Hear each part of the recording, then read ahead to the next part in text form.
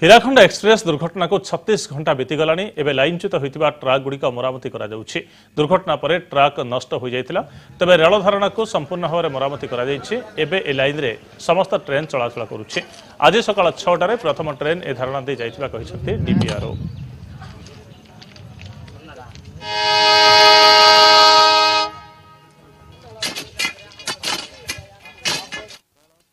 बाजी 25 मिनिट रे line T clearance मिली, track fitness मिलला एवं प्रथम गाड़ी टी सकाळ 6टा समय रे से ट्रैक रे चली एवं वर्तमान रेल चलाचल लाइन रे स्वाभाविक हो साराणी।